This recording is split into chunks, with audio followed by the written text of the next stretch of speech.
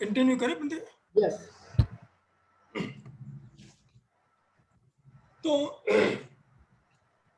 ये जो टोरंटो के जो साइंटिस्ट जो न्यूरोसर्जन थे नॉर्मन फेब, इसने ये जो थ्योरी दुनिया के सामने रखी, इसमें दो चीज़ें इसमें होता है, default network and direct network.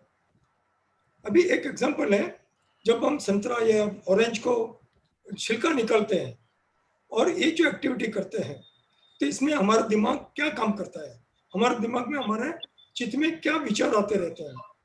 तो एक विचार तो ऐसे आता है कि जो बंदे से हमने परचेस किया है उसका विचार आता है, यार कल तो अच्छा लाया था, आज ठीक नहीं लाया है, कल उसने कम पैसा लिया था, आज ज़्यादा पैसा लिया है, ये साल तो ऑरेंज अच्छी नहीं आई। ऐसे बहुत सारे विचार आते रहते हैं। और बीच बीच में विचार वो भी आता है कि यार ऑरेंज तो संतरा तो नागपुर का ही फेमस है, तो हालांकि क्यों नागपुर जाके लेके आए, तो हमारा जो महिला संघ है उसको रिक्वेस्ट करनी पड़ेगी, तो थोड़ा कुछ संतरा हम भी हमको भेज देवे ताकि हमारा प्रोग्राम आगे अच्छा बढ़ता रहे। तो ये जो है इसको डिफॉल्ट जो बोलता है, it is a natural way. Natural way से कहता है कि एक नेचुरल फिनोमिना होती है, ये जो कार्य करते हैं हमको आइडिया नहीं होता है, दिमाग इंटेंशनल थिंकिंग नहीं होता है, एक नेचुरल थिंकिंग बन जाता है, और डिफॉल्ट नेटवर्क होता है।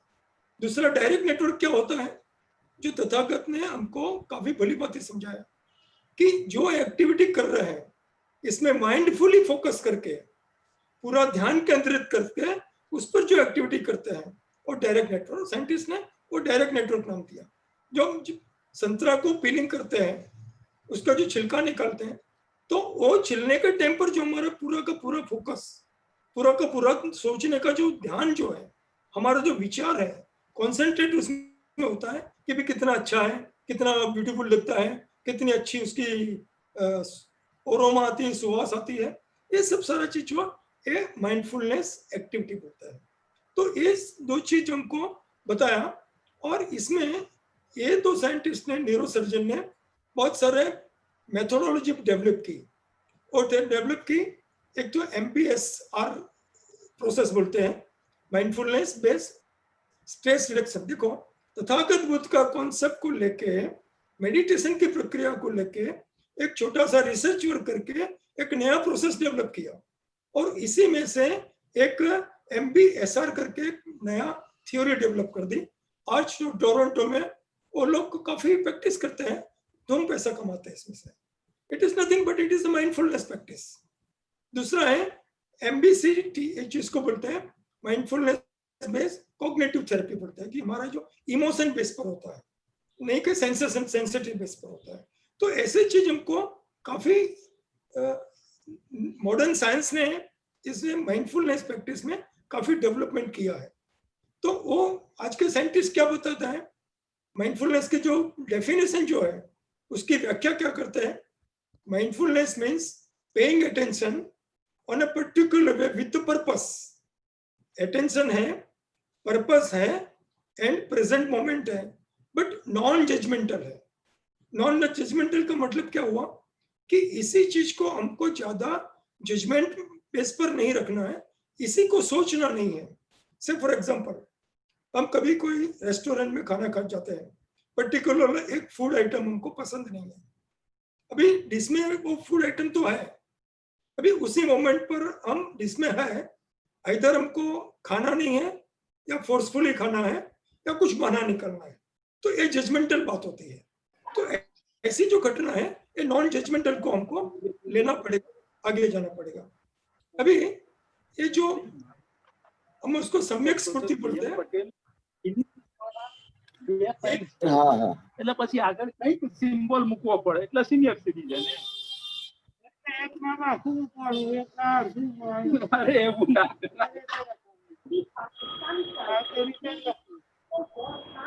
ये जो राइट माइंडफुलनेस की बात है, ये इसका मिरेकल क्या है, मिरेकल ऑफ राइट माइंडफुलनेस, जो उसको सम्यक स्मृति बात करते हैं, ये हमारा अष्टांगिका मार्ग का एक एलिमेंट है, ये 7 नंबर का एलिमेंट है। ये काफी हम लोगों को पता है, इसमें ज्यादा बातचीत नहीं करें। मगर ये जो माइंडफुलनेस की जो प्रैक्टिस है, हम जो सोचते हैं प्रेजेंट मोमेंट में, वर्तमान समय में, एक एक पल में जो हमको सोचते हैं तो इसका मिरेकल क्या है, इसका फायदा क्या है, तो 2-3 एग्जांपल दिया है, काफी इंटरेस्टिंग है। तो एक जो चीज को, जो ऑब्जेक्ट जो बोलते हैं, जो पदार्थ हो सकता है, व्यक्ति हो सकता है, हमारी पत्नी हो सकती है, पति हो सकता है, दोस्त हो सकता है, जो भी हो सकता है, ये इसको हमको एक अच्छा सा अटैचमेंट देते हैं, नरिश करते हैं, उसको अच्छा प्रदान करते हैं, उसको हेल्प करता है, उसको यूजफुलनेस बनता है। तो nourishing the object of your attention, तो उसको भली बातें समझने के, उसके दिल की इच्छा व्यक्त करने का एक मौका प्रदान करते हैं। अभी एक छोटा सा क्वेश्चन है कि आपने कब आपके चहेते व्यक्ति, इधर हस्बैंड हो सकता है, वाइफ हो सकती है, डॉक्टर, सन, फ्रेंड, कोई भी हो सकता है, उसके आंखों में आंख डाल के कहा है कि hi darling, who are you my darling? कभी हमने ऐसा बातचीत की है? कैसे? Presence of mind, right mindfulness से। ऐसे तो कैजुअल टू कॉफी बातचीत क्यों, मगर इसका कोई मतलब नहीं बनता है। मगर जब राइट माइंडफुलनेस, सम्यक स्मृति से बात करते हैं कि who are you my darling, आप मेरे दोस्त हैं, मेरे चहीते हैं, और आपने मेरे जो सफरिंग है इसमें आप मेरे हिस्सेदार बने, आपने मेरे सफरिंग में आप मेरे पार्टनर बने, तो मैं आपको एक थैंक्स बताना चाहता हूं, आपके मैं ऋण चुकाना चाहता हूं। And my happiness is your happiness. आपने जो फीलिंग जो मेरे ऊपर व्यक्त की है, माइंडफुलनेस की, ये मेरी जो हैप्पीनेस आपकी हैप्पीनेस बनी है, आपकी हैप्पीनेस मेरी हैप्पीनेस बनी है, मेरा लाइफ आपका लाइफ है, आपका लाइफ मेरी लाइफ है। तो ये सब सारा चीज जो है, ये हमको एक दूसरे से राइट अटेंशन क्रिएट करता है। अगर ऐसे नहीं करते हैं तो हमारा जो लाइफ है, राइट माइंडफुलनेस नहीं बताया जा सकता, और एक स्टीरियोटाइप बन जाता है। और इसको हम दूसरे बड़े में बोले तो हमारा जो रिलेशनशिप है, हमारा जो संबंध का, जब संबंध जो है पति पत्नी का या भाई बहन का या दोस्त दोस्त का, ये संबंध को किल कर देते हैं या नष्ट कर देते हैं या उसमें निरस्ता बना लाते हैं। तो दूसरा मिरेकल क्या है राइट माइंडफुलनेस का? मान लो कोई व्यक्ति बीमार है और वो बीमार के पास में आप जाके बात करते हैं कि मैं आपकी बीमारी जानी है, सुनी है, और इसीलिए आपको बीमारी की वजह से आपको मिलने आया, आपको हेल्प करने आया। अभी सोचिए, जो व्यक्ति के जो भाई बीमार है, उसके दिमाग में जो फीलिंग होता है, उसकी जो थॉट प्रोसेस जो होती है, ये एक पॉजिटिव एनवायरनमेंट क्रिएट होता है, एक पॉजिटिव माइंडफुलनेस सिचुएशन क्रिएट होती है, दोनों में क्रिएट होती है। जो मिलने जाता है उसमें भी क्रिएट होती है, जिसको वो बोलते हैं कि मैं आपको सफरिंग को मैं सपोर्ट करने के लिए, हेल्प करने के लिए आया हूँ, और इसी वजह से मैं आपके पास आया हूँ। तो ये चीज जो है, it is called right miracle. तीसरी बात है, कोई व्यक्ति जब मृत्यु शैया पर है कि अबाउट टू डाई, कि थोड़े समय में, थोड़े घंटों में उसकी मृत्यु होने वाली है, अभी इसके पास में जाके बैठ के उसके पास में एक स्टेबली, ये वर्ड तो इंपॉर्टेंट है, स्टेबली एंड सॉलिडली, उसके जाके आंसू बहाया, आप मर जाएंगे, मैं क्या करूंगा, तो कोई मतलब नहीं है। मगर इसके पास में जाके बैठ के हाथ पकड़ के सॉलिडली एंड स्टेबली उसको बताते हैं, हम आपके साथ में हैं, आप चिंता मत कीजिए। तो जो भाई के जो रिलेटिव्स, माँ हो सकती है, पिताजी हो सकते हैं, भाई जो भी रिलेटिव हो सकते हैं, तो वो जो मरने की जो प्रक्रिया है, अंतिम जो क्षण है, वो अंतिम क्षण एकदम आसान बन जाती है, और इसका जो मृत्यु का जो प्रोसेस जो है, वो एकदम राइट माइंडफुलनेस के तरीके से वो उसका मृत्यु होती है। तो हमारी एक जो प्रेजेंस जो है, हमारी जो स्पीच का दो वर्ड है, ये एक मिरेकल क्रिएट करता है और एक लाइफ में ट्रांसफॉर्मेशन क्रिएट हो जाती है। तो राइट माइंडफुलनेस एक माता जैसी है। राइट माइंडफुलनेस एक माँ के समान होता है। कैसे? कि जब अपना बच्चा रोता नहीं है, हंसता रहता है, छोटा बच्चा है, हंसता है, तो माँ को बहुत ज्यादा पसंद आता है, उसको प्यार करता है, लाड करता है।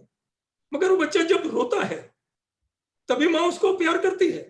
उसको ऐसा नहीं होता कि बच्चा जब ये हंसता है तभी उसको प्यार करती है, ऐसा संभव नहीं है। जो बच्चा रोता है तभी उसको माँ उसको इतना ही प्यार करती है। तो हमारा जो माइंडफुलनेस की जो प्रक्रिया है, राइट माइंडफुलनेस, सम्यक स्मृति की जो बात है, तो ये चीज है, इसी को आगे हमको फॉरवर्ड करती है और ले जाते हैं। अभी हम बुद्धिस्ट कॉन्सेप्ट की बात करें, न्यूरो साइंटिस्ट ने तो रिसर्च किया, डायरेक्ट इनडायरेक्ट कॉन्सेप्ट उसने डेवलप किया कि भाई वर्तमान में होता है और ऐसे घटना घटती है। अभी हमारा बुद्धिज्म में स्पिरिचुअलिटी की जो बात है, माइंडफुलनेस का जो 4 फाउंडेशन बताया है, आनापानसति में भी, सूत्र में भी यही है, और महासति पठाना में भी यही प्रोसेस इंडिकेट की गई है। मगर बनते जी ने हमको जो वर्षावास के दरमियान काफी बड़ी बात इन डेप्थ हमको समझाया था, तो इसमें ज्यादा बात नहीं करेगा। मगर जो 4 हमारा जो आधार स्तंभ है, body, feeling, mind and mind object.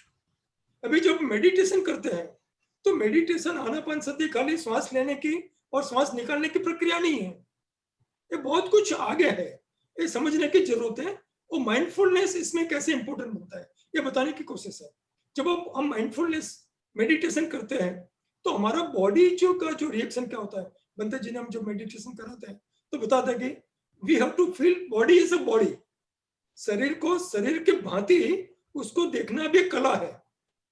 शरीर को देखना, बाहर शरीर को देखना, आंतरिक शरीर को देखना, ये भी एक आर्ट है, एक स्किल है।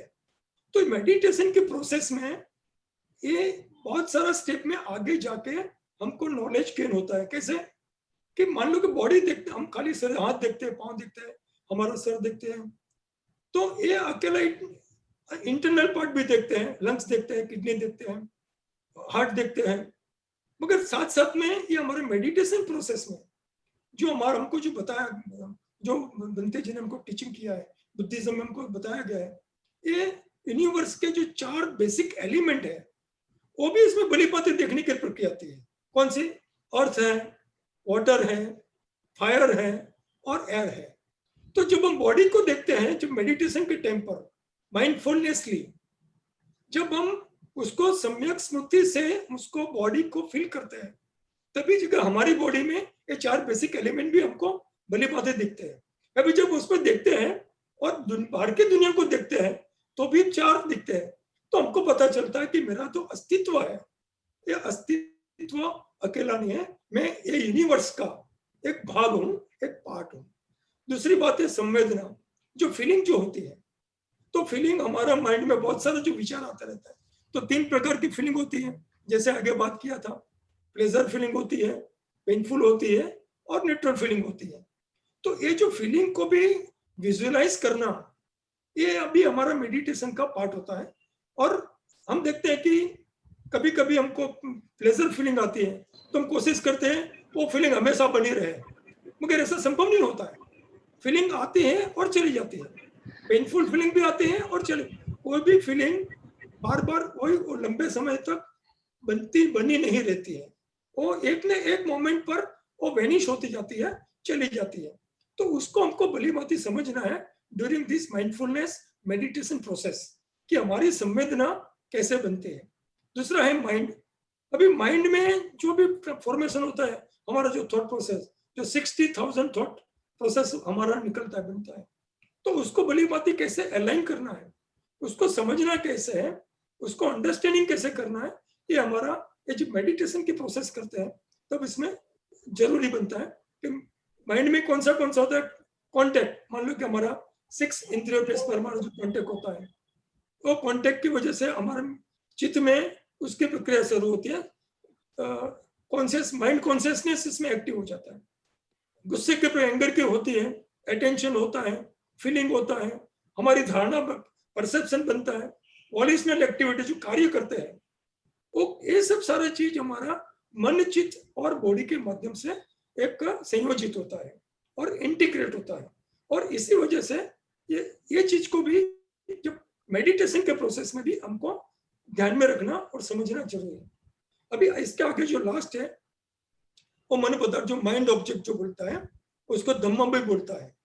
तो वो क्या होता है कि भी हमने बॉडी को समझ लिया है, बॉडी से और माइंड से क्रिएट होने वाली संवेदना को भी समझ लिया है, और माइंड को भी भली भांति समझ लिया है ड्यूरिंग दिस मेडिटेशन प्रोसेस। अभी जो माइंड ऑब्जेक्ट जो है वो क्या चीज है? अभी जो माइंड में जो भी चीज क्रिएट होती है, और हर एक चीज का एक ऑब्जेक्ट होता है। से फॉर एग्जांपल हमको गुस्सा आता है, अभी गुस्सा आता है तो इधर कोई व्यक्ति पर गुस्सा आता है या कोई पदार्थ पर गुस्सा आता है। तो जो व्यक्ति होता है वो व्यक्ति या ऑब्जेक्ट है, वो माइंड का ऑब्जेक्ट है, वो चित्त का ऑब्जेक्ट है। तो मेंटल फॉर्मेशन एंगर है, और जो पर्सन जो है वो माइंड ऑब्जेक्ट है। ऐसे ही अटेंशन है, मान लो कोई अच्छी चीज गार्डन में दिखती है, हिल स्टेशन में जाते हैं, एक परसेप्शन हमको क्रिएट होता है, एक फीलिंग क्रिएट होती है। तो वो जो देखने की घटना होती है, जो फीलिंग की घटना होती है, तो मन पदार्थ इसके साथ में संयोजित होता है। तो हमको जो ट्रेडिशन में बताया गया है कि 51 टाइप का हमारा मेंटल फॉर्मेशन होता है और मेंटल ऑब्जेक्ट होता है। तो ये चारों चीज को हम जो इंटीग्रेट करते हैं माइंडफुलनेस मेडिटेशन प्रोसेस, तो हमारा जो ध्यान जो है, जो प्रेजेंट मोमेंट जो है, उसको भली भांति लाइफ में सुयोजित करके लाइफ को एक अच्छा हैप्पी मोमेंट में ला सकता है। तो ये 4 मोमेंट अब मैंने आगे हिंदी में बता दी है। तो वो चीज को समझना है। तो बुद्धिज्म में जो बात किया है, ये हमारा जो स्पिरिचुअलिटी में, तो इसमें 3-4 चीजों को थोड़ा अंडरस्टैंड करना बहुत जरूरी है, तभी जाके हम माइंडफुलनेस की प्रक्रिया को इन डेप्थ में समझ पाएंगे। अदरवाइज सुपरफिशियली समझने का मतलब नहीं बनेगा। तो पहला डिपेंडेंट ओरिजिनेशन जो बोलते हैं, बंदे जी ने काफी हमको काफी अच्छी तरीके से बताया, जिसको कार्य कारण भाव बोलते हैं, प्रत्युत समुत्पाद भी बोलते हैं। तो ये सब जब जो था उसका 12 फैक्टर है, 12 घटक है, एक दूसरे से कनेक्टेड है, एक रिंग बनाते हैं। तो एक दूसरे से वजह से ये पूरा का पूरा साइकिल बनता है।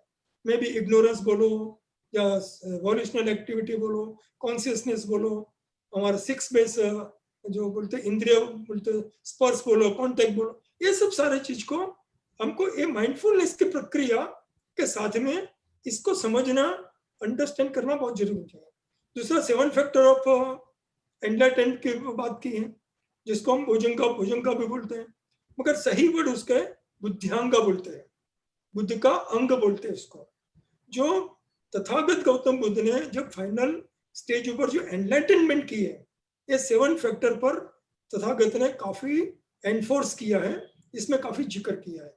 तो वो उसको जानना माइंडफुलनेस के लिए बहुत इंपॉर्टेंट और अहम बन जाता है। अवेयरनेस है, इन्वेस्टिगेशन है, एनर्जी है, प्रीति है, जॉय है, काल्मनेस है, कॉन्सेंट्रेशन है, इक्वानिमिटी है, जिसको उपेक्षा बोलते हैं या समता भाव बोलते हैं। ये सब सारी चीज को जानना जरूरी है।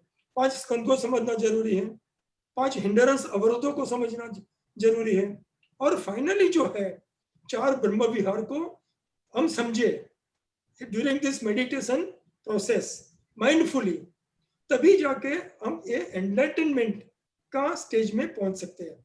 अभी 4 जो ब्रह्म विहार की बात की, तो मैं आपको बताना चाहता हूँ, आज विश्व भर में कोई भी जो जिधर भी बुद्धिज्म अभी डेवलप है और डेवलप हो रहा है, तो जैसे थाईलैंड, मलेशिया है, श्रीलंका है, म्यांमार है, वो तो सदियों से उधर बुद्धिज्म डेवलप है। उधर भी ये जो ब्रह्म विहार का जो कॉन्सेप्ट है, वो माइंडफुलनेस वाला जो साधना है, मेडिटेशन प्रोसेस है, उधर काफी उसका इंस्टीट्यूट है, यूनिवर्सिटी है, कॉलेजेस है, और उधर ये meditation process, mindfulness meditation process सिखाया जाता है, समझाया जाता है। और हमारे जो बुद्धिज्म के जितने भी विहार है, इंस्टीट्यूट है, इसमें भी ये कंट्री में। अभी हम यूएस की बात करते हैं, तो मैंने थोड़ा एक रिसर्च वर्क किया था, एक अभ्यास किया था। अमेरिका के बड़े बड़े सिटी में आज की तारीख में बुद्धिज्म बहुत फास्ट एकदम ग्रो हो रहा है, एकदम रैपिड ग्रो हो रहा है। मैं एक एग्जांपल देता हूँ। ये वेस्ट वर्जीनिया में एक लोकेशन है, वॉशिंगटन से करीब 2-3 घंटे का ड्राइव का डिस्टेंस है। उधर एक श्रीलंकन मोंक है जो बनते गुणरत्ने जी है, आज की तारीख में काफी एजेड है, उधर एक मेडिटेशन सेंटर चलाते हैं और मेडिटेशन सेंटर का नाम है लविंग फ्रेंडलीनेस। वो जो प्रोसेस बताया है वो लविंग फ्रेंडलीनेस है। और उधर हजारों अमेरिकन आज की तारीख में ये जो माइंडफुलनेस की जो मेडिटेशन प्रोसेस है उधर जाके सीखते हैं। आप उसको साइट पर भी जाकर ट्रेस कर सकते हैं। दूसरा है कैलिफोर्निया में एक है विमला राम सती, उसका भी एक लिविंग काइंडनेस का मेता भाव का एक उसका मेडिटेशन सेंटर है, वो भी माइंडफुलनेस पे सिखाते हैं। ये विमला राम सती तो बहुत फेमस है, अमेरिकन है, बेसिकली इज अमेरिकन, आज काफी एजेड है, मगर उसने 20-25 वर्ष थाईलैंड, ब्रह्मदेश, श्रीलंका और मलेशिया में ये मेडिटेशन के प्रोसेस में मेडिटेशन किया और एक नया कॉन्सेप्ट डेवलप किया और उससे लविंग काइंडनेस माइंडफुलनेस वो पूरा का उसका इंस्टीट्यूट चलता है और काफी लोग उसका बेनिफिट भी ले रहा है। तो ये जो ब्रह्म विहार की जो प्रोसेस है माइंडफुलनेस की, उसको समझना ये हमको बहुत जरूरी। मेता भाव है, करुणा है, मुदिता है और उपेक्षा है। ये फाइनल स्टेज में जब हम पहुंचते हैं तभी जाके ट्रू सेंस में हम माइंडफुलनेस की प्रक्रिया को समझ पाते हैं। अभी एक दूसरा एक क्वेश्चन भी आता है कि ममाइंडफुलनेस और मेडिटेशन में क्या रिलेशनशिप है। अब बोलिए मेडिटेशन का मतलब माइंडफुलनेस या माइंडफुलनेस का मतलब मेडिटेशन, ऐसा नहीं है। मगर माइंडफुलनेस एक लाइफ की long lasting process, continuous process है। तो माइंडफुलनेस एक लार्जर कॉन्सेप्ट है, ये हमारे पूरे जीवन में हर एक पल, प्रत्येक क्षण, प्रत्येक दिन ये हमारे साथ में लगे रहती है, प्रेजेंट मोमेंट बनाने के लिए, प्रेजेंटली हमको जीने के लिए हमको प्रेरित करता है, उसको माइंडफुलनेस बोलते हैं। अभी मेडिटेशन क्या है, मेडिटेशन के समय पर हम माइंडफुलनेस यूज करते हैं। तो meditation is a formal practice और जो माइंडफुलनेस को मजबूत बनाने के लिए हमको यूजफुल होता है। तो मेडिटेशन के प्रोसेस की वजह से हमारा जो माइंडफुलनेस है वो मजबूत बनता है, स्ट्रॉन्ग बनता है। It is a practice that help us to inculcate more focus. तो हमारा जो ध्यान कंसंट्रेशन जो का है वो उसको ज्यादा डीपनिंग करता है और अवेयरनेस माइंडफुली बढ़ाता रहता है। तो इसमें कभी कभी जो माइंडफुलनेस की बात करते हैं तो 4 चीज हमको ध्यान में रखने की जरूरत, कभी कभी थोड़ी हड़बड़ी भी हो जाती है। तो माइंडफुलनेस की जो प्रैक्टिस करते हैं तो लोग बाग क्या बोलते हैं, क्या एक्सपेक्ट नहीं करना चाहिए, क्या ध्यान, 4 चीज हमको ध्यान रखना चाहिए। Don't expect an overnight change, ये करने में रातों रात हमको बदलाव होने वाला नहीं है कि 1 वीक मैंने मेडिटेशन प्रोसेस किया माइंडफुलनेस का, 2 वीक किया, यार कुछ बदलाव तो दिखता नहीं है।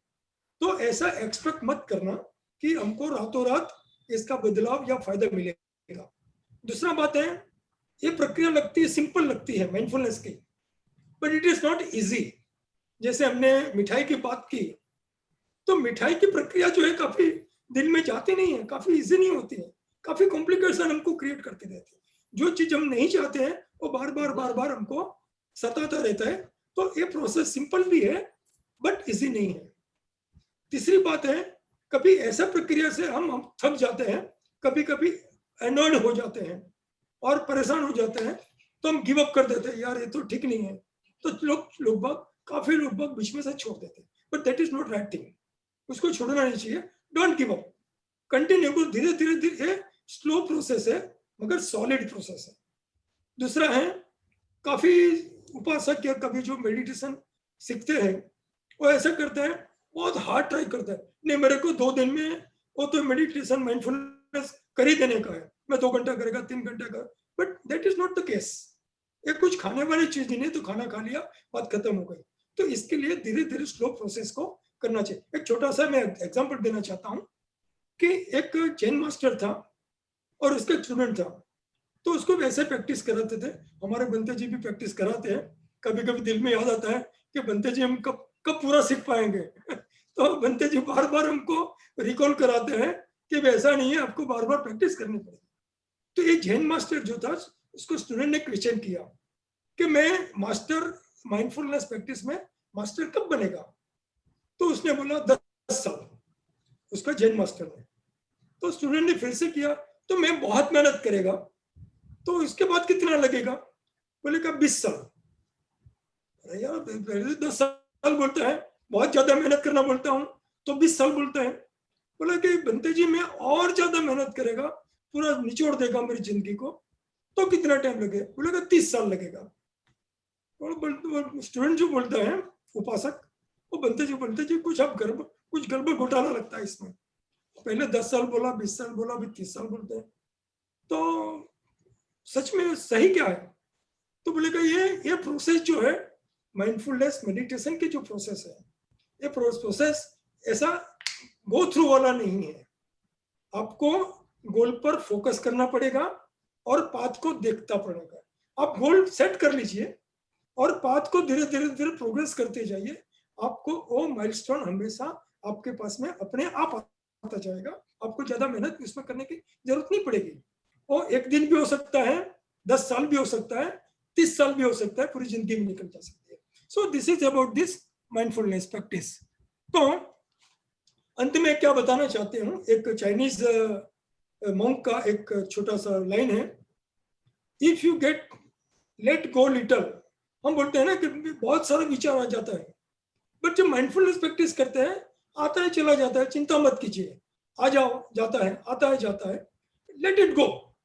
कभी कभी हम दोस्तों से भी बात करते हैं, कभी कभी गुस्सा हो जाता है, नहीं बात, लेट गो यार, जाने दो नहीं यार, लेट गो। तो जब जितना छोटा लेट गो करेगा, इतनी छोटी लेट हमको पीस मिलेगी। जितना बड़ा लेट गो करेगा, इतनी बड़ी लोट की पीस हमको पीस मिलेगी। अगर हम कंप्लीटली लेट गो करते हैं, ये थॉट प्रोसेस की जो प्रक्रिया है, तो हमको कंप्लीट पीस मिलने का संभावना और बढ़ जाती है। ये आजान चाह करके जो चाइनीज मॉन्क है, इसने हमको काफी भली भांति इसमें काफी एक्सप्लेन किया है, काफी इंटरेस्टिंग भी है। तो ये सब चीजों को हमको ध्यान से समझने की बहुत जरूरी है, क्योंकि मेरा नॉलेज इतना ज्यादा नहीं है, तो ज्यादा मैं एक्सप्लेन नहीं कर पाता हूँ, क्योंकि ये फील्ड, ये सब्जेक्ट जो है काफी गहन है, काफी गहरा है। हजारों पुस्तकों, बुक्स इसमें लिखी गई है, हजारों सैकड़ों रिसर्च वर्क इसमें किए गए हैं। तो उसको समझने में काफी अध्ययन की जरूरत है, इन डेप्थ नॉलेज की भी जरूरत है। हम कोशिश करते रहेंगे और बंते जी के गाइडेंस में इसमें हम आगे बढ़ते रहेंगे। तो तथागत वो लास्ट में बुद्ध में क्या बोलते हैं, the mind is everything, what you think you become. तो हमारा जो सर्वस्व जो है, हमारा मन ही है, हमारा चित्त ही है। हम जो सोचेंगे वही हम बनेंगे, वही हम बनेंगे। भवतु सब्ब मंगलम तथास्तु। वंदामी बंते जी, और सबको मेरा प्रणाम। शायद टाइम हो गया है, काफी टाइम लिया है, काफी कुछ गलती हुई होगी तो मेरे को क्षमा कर देना। साधु साधु साधु। यदि किसी के प्रश्न हो तो आप लोग पूछ सकते हैं। अभी हमारे पास थोड़ा समय है, लाइक 5 या 6 मिनट का। तो 5-6 मिनट में यदि आपके सवाल है तो हम उस पर बातचीत कर सकते हैं। एनीवन?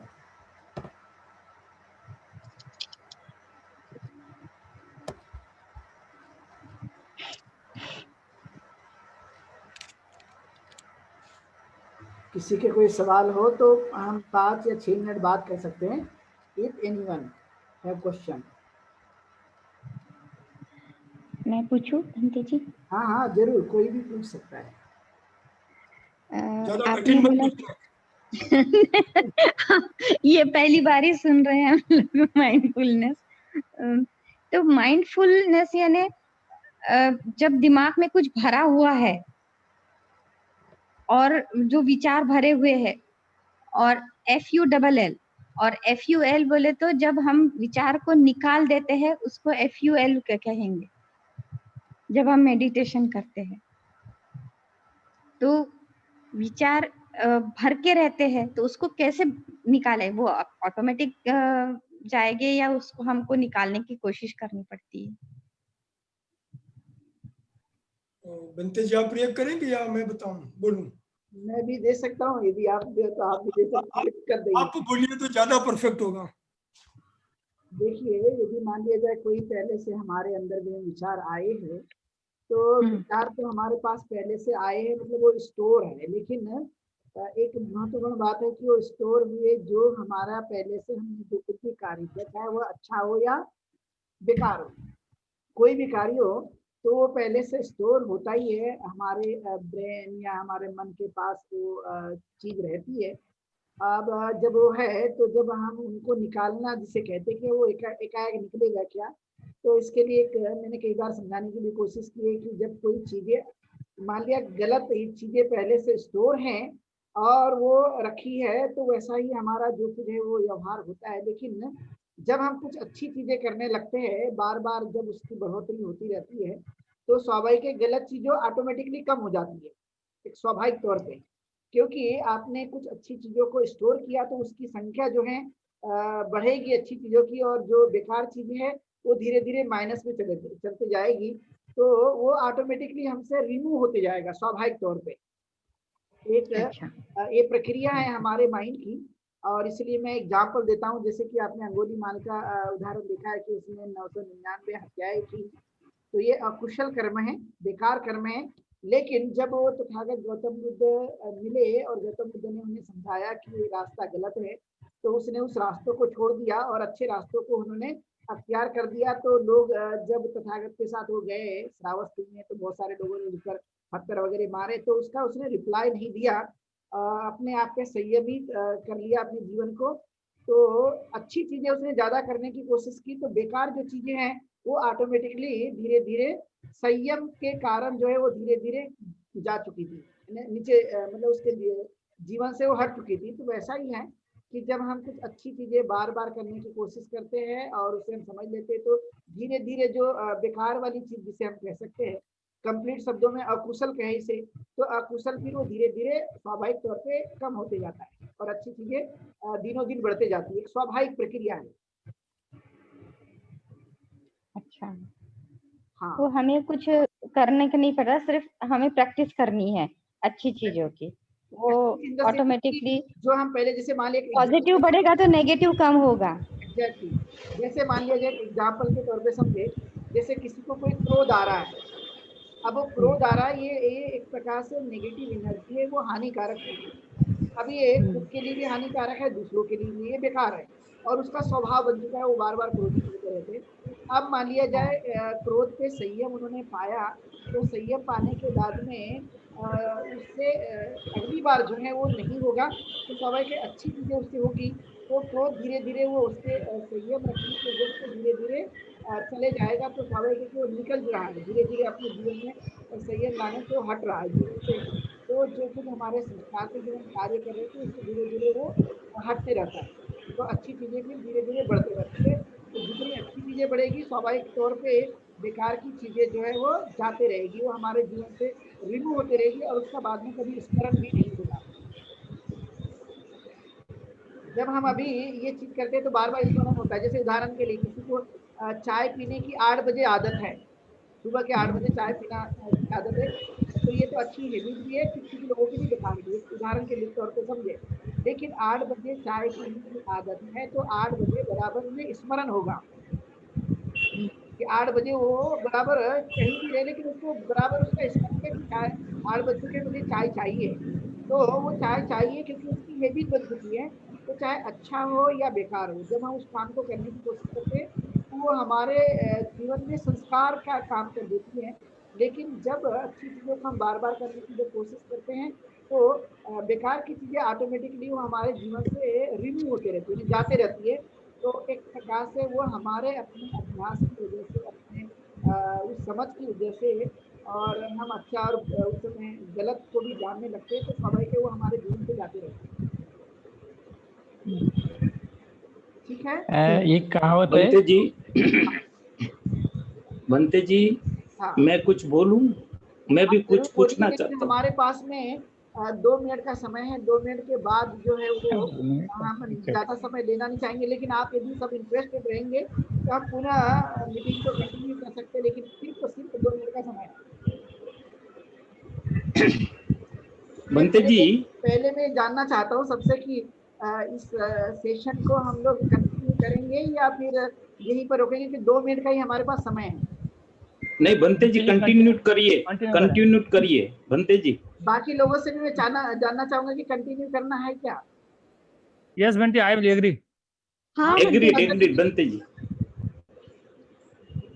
कितने लोग तैयार है जो कंटिन्यू चाहते हैं? नहीं तो फिर हमें बीच में रोकना होगा। बताइए। सभी लोग तैयार है। सभी लोग तैयार है बंते तो जी। ओके ओके, तो हम लोग जो है आपके प्रश्न को लेते हैं, लेकिन लेंगे हमें छोटा सा ब्रेक, और ब्रेक के बाद पुनः हम लोगों को जुड़ना है।